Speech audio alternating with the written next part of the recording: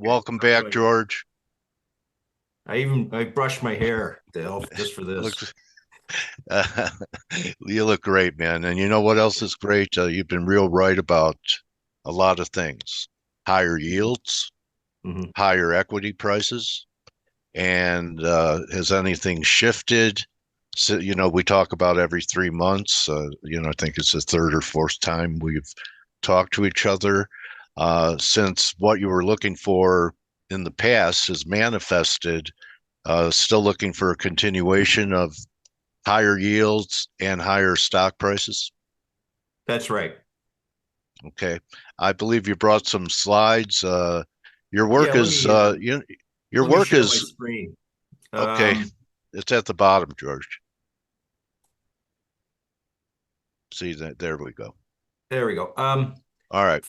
First, I want to thank you for the compliment of being on this show. I'm a lot of people. I certainly thought for the first 30 years of my career that we are not of the same ilk, if you will. Your technicals and day-to-day trading, and I'm a portfolio manager, keyed on to macro Yeah. and deep thinking and understanding the Fed. But what I've come to understand after interacting with you that I'm right only maybe once a year, maybe twice a year, if not less frequent than that, and that you guys have to be right day by day. So the end results are that I think your batting average in terms of getting hits on the ball is far higher than anybody who's really good at macro and monetary economics. The difference, though, however, is that um, when I actually prevail, and I say I in terms of understanding the macro monetary, it is all encompassing. In other words, it just it will either bring ruin to those who are on the wrong side, even day trading, or it will bring on steroids returns for those day trading. So I think from a risk management point of view, you got to really pay attention to the big picture, and then realizing that this only comes about every year. Say you then can do what you do well, which is applying day-to-day risk management and great discipline in terms of the technical analysis. So anyway, with that as the preamble, I'd like to just go and show what I'm seeing, and I think right now is about the easiest time since World War II to have a view on macro and monetary economics. It's as broad as a barn. It two by four hitting you over the cross of the head. There's no debate. Yet everyone is confusing, and this is where it gets really problematic, is that there's a lot of macro monetary guys who think they got to have some view every day, every week, because they want to be like you. They want to have a far more pithy and academic backing for why they bought Canada and sold Canada and did the day-to-day type of trading. So they cook up all sorts of nonsense about what is going on in terms of its variations that allow them to, I don't know, get a Substack going, get follows on X, whatever they're up to, um, and it's really garbage. If you're a technical trader, you should be a technical trader. You should be responding to the Canadian sales numbers, not in terms of like how that modifies or changes your whole macro outlook of Canada, but just watching the price action as it responds to that number and then not debating it, going with it. Why Uh, not be both, George? I'm not good enough. I guess Well, I mean, you so know, you if I'm can. not good enough, I don't think anyone can be good enough. But I hear Okay. you. I I hear mean, you I there, can buddy. have narratives and use price action to trade it. And, I'll bring in a third party. Ever hear of Jack Schwager? I've heard the name, He not wrote too the familiar Market with it. Wizards series. So he's Yeah, interviewed a yeah. lot of traders. And, there's always that debate between being a fundamentalist and a technician. He says um, that he prefers, this is his opinion, technical because there's better risk management. People know where they're wrong if they use discipline. Whereas a fundamentalist, you could be early and still right, And and you'll go down tend with to a ship. add if it Absolutely. was a good narrative before, things were working against you, it's an even better one now, right? Right. So that's a trap. And also my past experiences, and I've worked with and also for some of the greats. I've only met two good traders, like really good traders who were able to combine the fundamental and the technical. One was a guy named John Mulhern, and the other one was Paul Tudor Jones. Yeah. And I'm sure there's more, but those are the only ones that I've encountered in my 30 odd years experience in the street. Okay. But I've encountered a lot of very good and successful disciplined portfolio managers, and those who are in a structure such that they can take a 3 to say 15-month view on life in terms of how they put a portfolio together. And they're for the most part, well, they are fundamentalists. Very few can combine the two, although I think what you're saying is that narrative is what I equate to sentiment, and it's very important. And there's no use to like arguing like whether Treasury General Account and RRP and all these acronyms is of any importance. They're not. But if the sentiment has like 99% of the people thinking they're very important, then they are important, and that's just the Okay. way the game is organized. All right. So But what let's I get to what you sure brought here. And, okay. looks like the consumer is doing great with, Oh yeah, my basic input I can give you is that this is about the easiest time ever to understand macro fundamentals and be right. You just got to look at the data and you'll be right. Why do I say that? Well, if you just look at what it's all about, nominal gross domestic product, GDP, this is, of course, including inflation. So it's inflation plus real is nominal. okay, We're just careening up cruising. after COVID, and we're approaching Wow. just an incredible 27 trillion economy right now, which is just mind-boggling. And it doesn't look like this is a bit smooth because the data only comes out quarterly. But it is it's very hard to come up with any other macro view, but the economy's in a boom. I'm surprised when I look at the picture that when we had we had COVID and then the Great Yeah, Recession on the chart above, that they were just little pauses. It's sure felt different in '08 than that chart, just a little sideways move. oh, And it absolutely. sure Now felt this worse in COVID for a while too.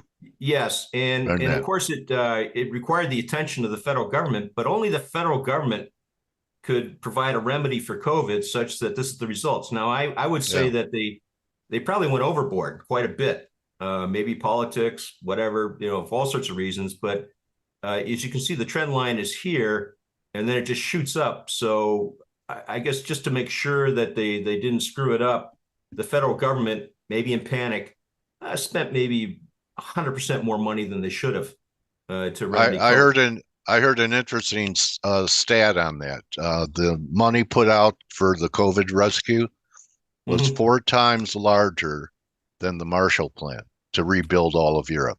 It definitely was. I'd even say more than 4 times. But Okay. it was the match in terms of percentage of GDP. Well, maybe not quite the match of World War II. So forget the Okay. Marshall Plan. Let's be nice guys. We're talking about like fighting for our lives. Yeah. Spend whatever's required, and that was the nature of the spend that we had for COVID. It was just huge. And Okay. disposable personal income, which given we're a consumer society in the United States, is about 80% of NGDP consumption. It is a lot more ragged. People lose jobs. There is an employment cycle of sorts. And here is where COVID came in, i.e., not much effect at all. And then you would think this is COVID, but this is actually the COVID remedy. Everyone got $600 directly deposited. First time in the history of the United States. We had helicopter money, which was just a Yeah. theoretical craziness before, but it actually happened with the FPUC, federal payout for unemployment insurance. And then it was followed by, for those supposedly in essential jobs, with the PPP loans to the various companies so that they could keep people on the payroll, even though the business had gone slack. Well, that all ended about here, and you can see that it drops as people sort of scramble, like, oh my gosh, I'm not getting my $600 a week. But Yeah. this is where I think most people have missed the turn. Is from this point on, they correctly identified that people aren't getting as much income. Yeah, why? Because the federal government's not sending it out. But they did not consider that a sort of a very standard Keynesian pump priming had taken place. Actually, forget pump priming, an injection of water into the pump of massive amounts. The dams broke. We have this results, which is not dependent upon federal spend or monetary input. It's just that the economy is roaring. So we have a very strong economy, perhaps overheated. I think it is overheated. That's the sign. That's the 3% inflation, and there's no sign of let up. Like you got to be really brave to figure out why suddenly this approaching 21 trillion is going to drop down to 18 trillion, or even down to 20 trillion. It's roaring. And this ends up with personal consumption expenditure, like people going out buying hamburgers or a car or whatever. Yeah. And yeah, COVID really, it drove people home. You know, this dropped. And this is what I think the federal government correctly was most concerned about, was not the the income, but just people got to go out and buy stuff. This is America. And so that FPUC and all the various PPP and various other programs did its job. We very quickly went back to trend prior to COVID. But look at this. It's just roaring. Straight up. Yeah, all the discussions about people having problems with purchases, or the retail sales is going to drop, or new housing. It's not in the data. The data shows a roaring boom time economy that's similar to how we had it after World War II, and everyone came home and everyone bought a house in Levittown, and times were fat. Times right now are very, very fat. And what's happened along with this is that despite the talk of the deficit, personal taxes just have boomed, record highs. And this is why the deficit's only 2.5 trillion and not even approaching the 7.5 trillion spend that gave us all this. Could that be because of the bull market in stocks and capital gains taxes? I think there's still some employee stock ownership programs and various other things, even even your guys, day trading. I think a lot of these guys had a good year. Anyway, a lot of taxes were paid. It's come off. I don't think because of any sort of, pardon? Why do you think it's come off? It's come off because I think it's just reverting to trend. Okay. In other words, the excess, the fat and the excess spend has come down, and we're getting back to a normal trend growth. Taxes are, unlike this, taxes paid are, people are reluctant to pay taxes. This can't zoom up like this if it's just withholding. So this is capital gains and other sources of income, and it's paid right now, April 15th. It's paid at least 6 months, maybe even more later than when the income was actually earned. That's expressed up in the personal consumption.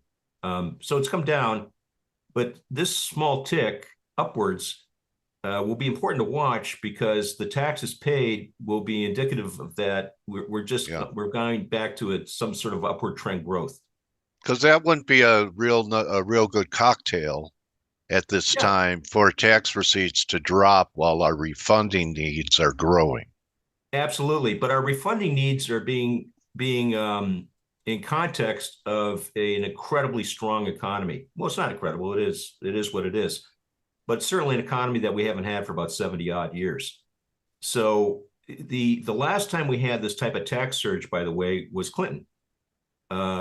And at that time, if you remember the early 90s, there's a lot of doom and gloom talk. There's even deficit talk. The Fed was tightening into 93, 95. And yet, out of that gloom, we ended up with a roaring surplus, in the United States because of the tax receipts. And at that time, there's a hell of a lot more. There wasn't founding owners of the mega companies. At that time, it was like Eisner and various people who were paid in very massive employee stock ownership programs. Because Clinton also changed, he also changed the real estate law that if you lived in your house, that it was tax-free capital gain. Right. After a few years. And there was, I was working for guys in Texas who had the head of the family wasn't in great health. He was an older gentleman. And they claimed that there was a whole floor of IRS guys in Dallas ready for this guy to die so they could swoop in and figure out what the estate tax is. And of course, what happened was that George Bush got in and eliminated that estate tax. A cynic might say that the funders of George Bush's campaign at the start had that in mind, but that'd be obviously too cynical. That of course is George Bush. So this tax thing might be more like this, and we might be overly concerned with the deficit, and we're certainly grossly, just incredibly over concerned about the size of the deficit and the debt, and it's going to kill us all. This, I think, shows that's bunk, and also this doesn't show any let up. These guys pay withholding taxes all the time, so the tax burden and the deficit is not an issue. Now, the next thing I want to just briefly touch on is that we can break all these numbers down, and then even monetary, by what I call the impulses. This is like the rolling annual input that the Fed puts into the economy. It's now a level of about 11 trillion. And basically that's loans that the system banks are allowed to make, or they make despite tightening of Fed funds going up. And yeah, it dropped down hard in COVID. But despite the Fed funds rising to 5.4%, the monetary impulse has never been larger. So what does this say? This says that the Fed funds are a non-event right now. That all this talk about Fed funds being cut, or they might rise, or they're having no consequences in terms of like the Fed's main duty, which is the creation or the destruction of money. Usually they're trying to prevent the destruction of money. So Fed funds don't matter. And I would actually say with great cheek that the Fed doesn't matter right now, despite all the attention that's being put upon it. Just because it doesn't show up in the numbers. The fiscal impulse, however, this is the rolling annual spend of the U.S. government. The Inflation Reduction Act is in there, right? Yeah, Inflation Reduction Act is the CHIPS Act. We've gone from all the acts. We've gone from direct transfer payments to where now we're doing a lot of industrial policy management with CHIPS and the so-called Inflation Reduction Act, which is sort of funny that it's called that. That was that. I wonder if Pelosi at all, did they have a good joke over that when they named it that? But anyway, the government is still pouring money into the economy. I say now probably it's more toward industrial policy, which is hard to argue is going to cause inflation. I mean, if we have too many chip plants, of which we don't have hardly any at all, can that be inflationary? I think it might be bad for China, but it's not bad for us. But however, the start here was obviously inflationary. I mean, we reached toward 10% inflation at one point. And that was because those payments were mostly transfer payments. They're directly in the pocket of people, and they encourage people to go out and spend their money. Certainly, go online to Amazon and get your cat bed or whatever. So this all adds up to, this looks like I think I'll go with this one because it's a less messy, but the fiscal is the blue. This is that chart up here broken into a cumulative ever since COVID. And this blue chart, this blue line is the amount of spend, which peaked right around 21 with the transfer payments, abated, which was that drop in disposable income that you saw. But now it's going back up with all these industrial policy things. The red line is monetary, which I think does a very good proofing that it is a mistake to give all this attention to the Fed. I really don't understand. However, a trader like yourself or others would say it doesn't matter. That's the sentiment right now. That's the game. But as far as fundamentals go, the Fed really doesn't matter right now at all. That's why I say the Fed's dead. And then the NGDP annual change year over year is dipped down with COVID. It's gone up strongly with these remedies. And now it's actually cruising at a pretty nice level, 1.5, 2 trillion a year, which is more than ample to take care of the debt. And it probably means that we're going to have a 6% NGDP for the next while, and probably an inflation of 3% for the next while, if not higher. If the spend from the government turns more back toward direct payments to people versus this industrial policy spend that they're doing right now. So what does this all mean? This is the impulse is cumulative, and this is NGDP, the growth. It's obviously on its own merits now. This is the change without any of the fiscal or monetary impulse. That's that brown line. And Keynes is being proven out here that if you throw enough money into the economy, there will be a multiplier effect, and the economy will grow. And that is exactly what's happening right now. So those are my okay. So what do? You just stay long the market, the S&P ETF? I'm very very impressed with your guests and all the times I've listened to your show. I'm just not skilled enough, because if you really follow this stuff and you really have in your past career based your life on this, it's very difficult to go through this 50-60% of the time to surrender it and just ignore it, because that doesn't make money. So what I do from a trader, I've been long JP Morgan ever since October 2022, good entry point. And I think that's my stock. And then for fun, I have I'm long Boeing, because the Boeing is going to be my either a total crap out, but I don't think it's going to go bankrupt, or I'm going to get like 500-600% return on it. JP Morgan, it's a yuppie Bitcoin play. yeah. I think even a little older than that, right? All right. Okay.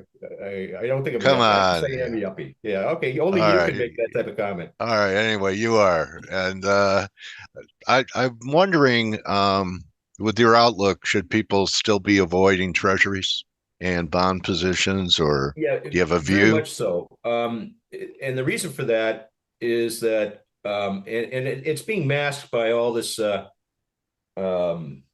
I think it's garbage, but again, it's sentiment, so you got to respect it. All this talk about Treasury general account and quarterly refunding announcements and all this game that's grown up around it. It's very much like we used to do in the late 80s.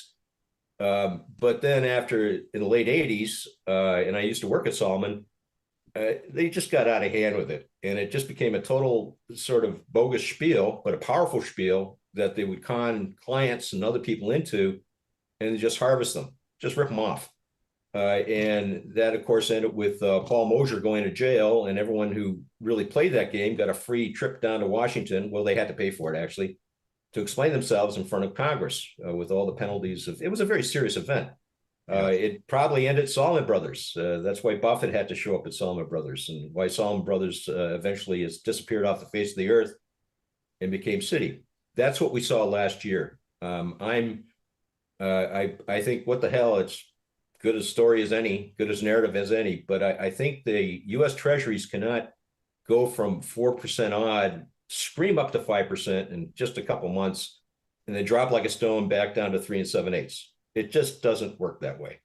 Okay. U.S. Treasuries are always pricing NGDP growth in terms of what it took to get to that point, and then where it might be going forward. They have nothing. Supply has nothing to do with Treasury rates. Is there a tipping point? Is there a tipping point? Say the 10-year went to 6, that it would crater things. No, I don't think so. I think if in my parlance, if it goes to 6%, it means the economy is being recognized for the strong economy it is, It can't be just a supply demand story that we're crowding out the market, we're flooding the market with securities, and there's not enough demand. Dale, that could be a perhaps boring, but a longer discussion that gets pretty technical. Okay. But then let me wrap it with this then. Yeah. With everything you've shown, and we all own whatever we own here in the U.S. is in U.S. dollars. You have a view on the linchpin, which I think is currency. Is it? You have a view on the dollar? I do, and you're probably not going to like it. No, I will. You're bullish. I think currency is a political agreement that all the powers of the world get together, as they did in Indonesia in 2022, and they say, no, we can't have a euro at 99.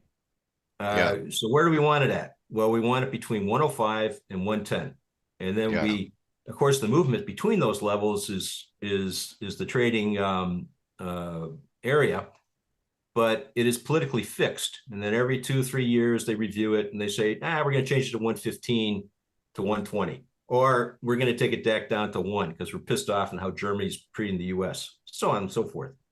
Now, yen, I think, is going into a reverse Plaza Accord.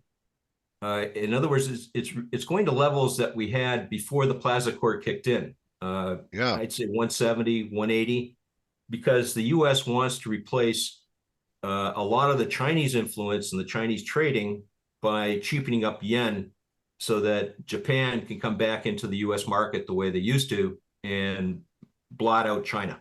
And that's I think they consider Taiwan as part of China. I don't want to get any political, royals, but they consider that one block.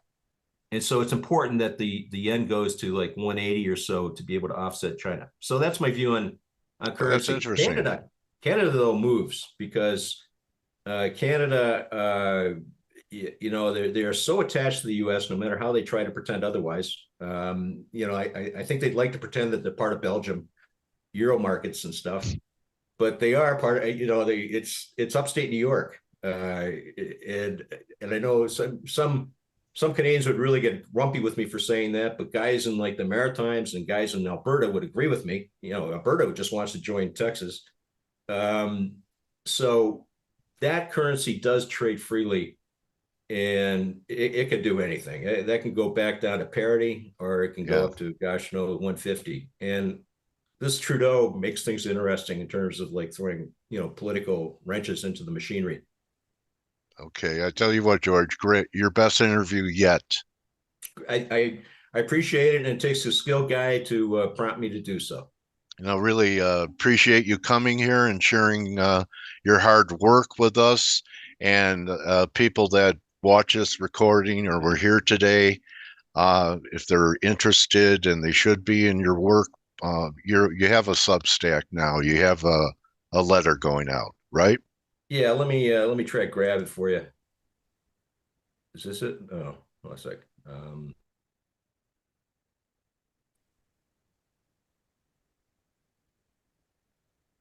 And you could follow George on X at Bicker and Brattle, and here you go, the Monetary Frontier.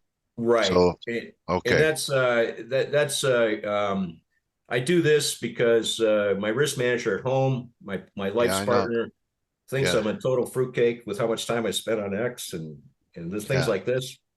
And I just from habit, I do all this junk anyway. So to cool her a bit, I got to make some money off this. So that's what this Monetary Frontier is. Okay. Well, I tell you what, if I was on the frontier with a wad of cash, I sure want you in the party. Yeah. All right. So it's $5 a month, I think it's worth that at least. You're great, George. Really appreciate it. A lot of fun today. Yeah, I'm really confident you'd have me on. A lot of fun today, George. Continue your good work. You're a watchman for people, and countervail a lot of the hype, a lot of the misinformation, and really give people a clear view. So Yeah, again, and buddy. as I said, it's not because of my skill level. It's just that these are trillions going by. It's not hard to identify. All if the right. government spends 2 trillion, then probably the economy goes up. That's All about right. as deep as my thought goes. All right, George. Thanks again, buddy. All right, greatly. So George Robertson. That you have me on. Okay, all right, George Robertson, everyone, find him on X and subscribe to that letter so you're alert to what's happening in what should be an easy environment. Okay, not scalping a 4-hour or 15-minute chart, but having the long view from George. I'm not smart enough for that stuff, Dale. There you go. Me either. Okay. 50% of the time. So have a great day, everybody. You could join the team in 14 minutes on the Morning Edge. Remember, don't just count your charts, count your blessings, and see you guys tomorrow. And George, we'll get back together this summer. All right, buddy? Thanks a lot, Dale. All right, that's a wrap, everyone. Adios. See you tomorrow. Hey traders, this is Blake Morrow with ForexAnalytix. Thanks for stopping by our YouTube channel. Don't forget to like these videos, share them, and subscribe to our channel so you don't miss any of the content that we provide here for free. Thanks for stopping by. I'll see you in the next video.